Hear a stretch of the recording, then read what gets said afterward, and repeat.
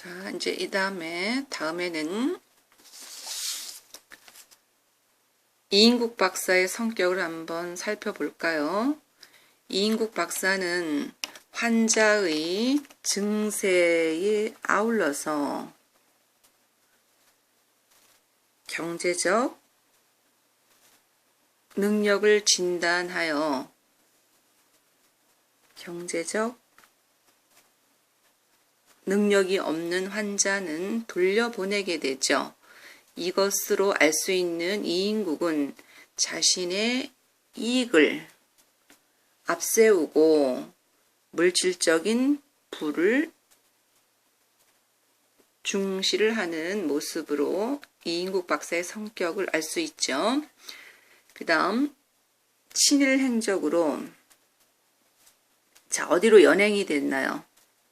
그쵸? 치안대에 연행되었을 때 바로 일제시대였죠. 그때와 자, 브라운 씨에게 선물한 게 뭐죠? 고려청자죠.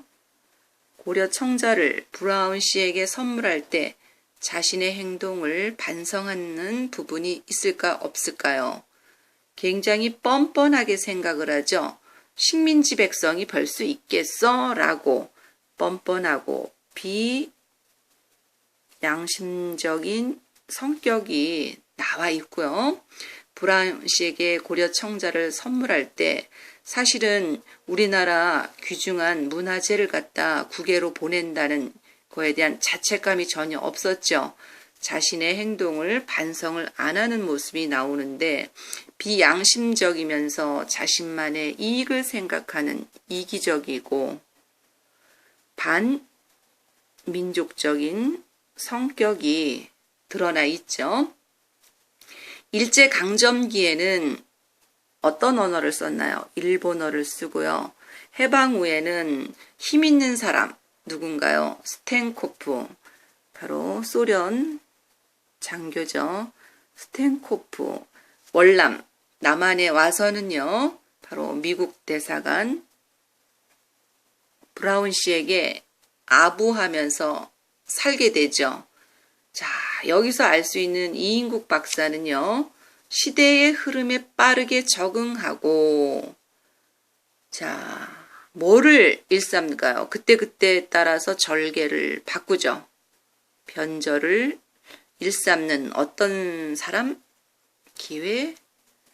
기회주의자임을 알 수 있죠. 그 다음에 표현 방식에 담긴 작가의 의도를 한번 살펴볼까요? 자, 우리 전반적으로 이 껍빛 단니는 작가가 웃음을 통해서 날카로운 비판 의식을 감추어두고 표현을 했죠. 바로 풍자의 표현 방식을 통해서 무엇을 나타내는지 한번 살펴볼까요? 시대의 변화, 다른 말로 뭐라고 하나요? 두 글자로 시류죠. 시류에 자기를 맞추어가며 자신의 생존과 이익만을 추구하는 인물이 삶이 제시되어 있죠.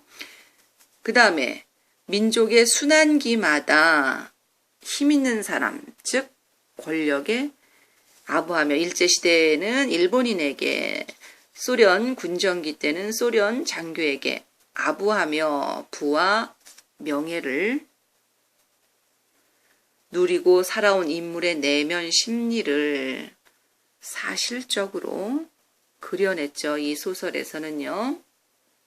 그 다음에 자신의 변절을 시대적 상황에 불가피한 선택이었다고 생각하고 자신보다 더 뛰어난 또 날뛰는 이들과 비교를 하면서 자신의 행동을 어떻게 생각을 합니까?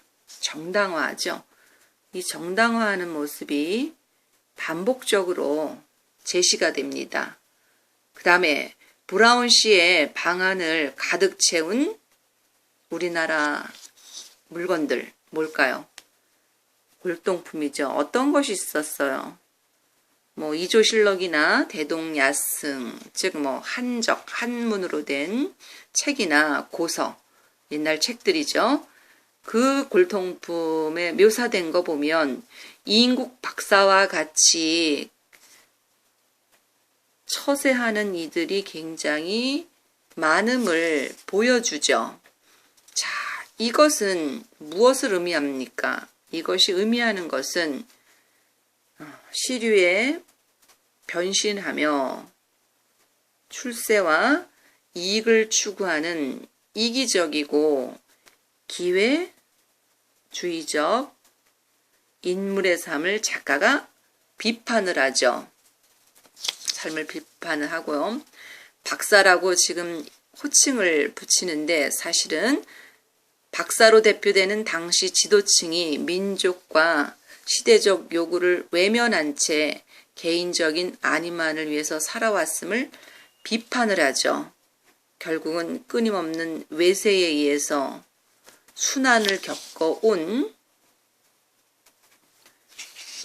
격동의 바로 현대사를 날카로운 시각으로 서술을 했죠. 그 다음 이 소설에서 중요한 껍빗단이라는 제목을 다시 한번 정리해 볼까요?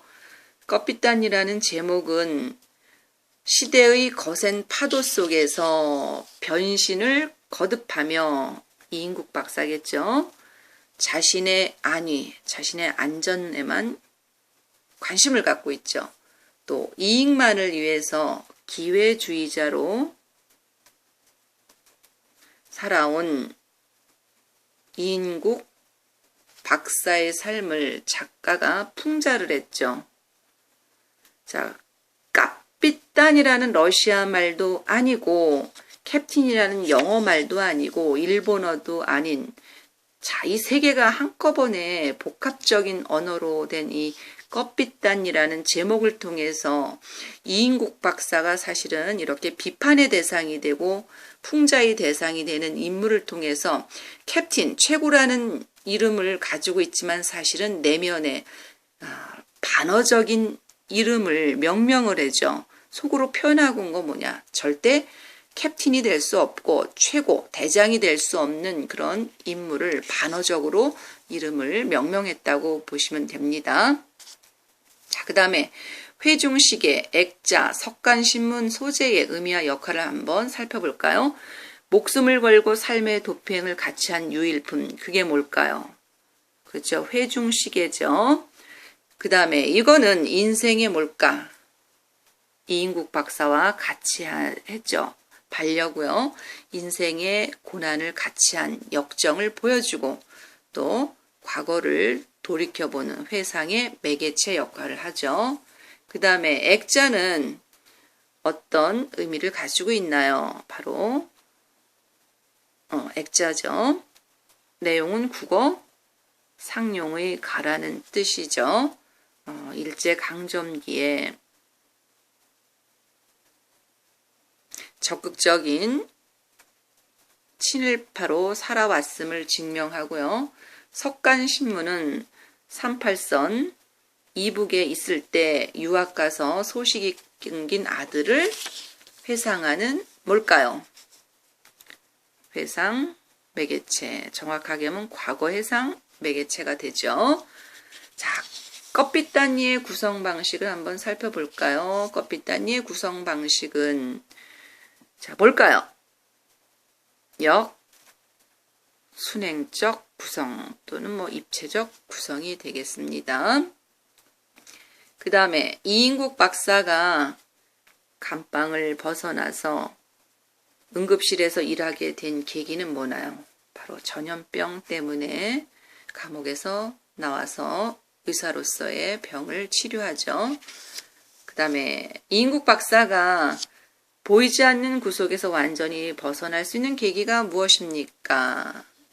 바로 스텐코프의 혹을 수술하고 성공한 것이 되겠죠. 자, 다시 한번 반어 역설 풍자를 정리해 볼까요? 반어는 다 같이 한번 이야기해 봅시다. 표현하려고 하는 의도와 실제 표현이 어떻게? 반어니까. 그쵸?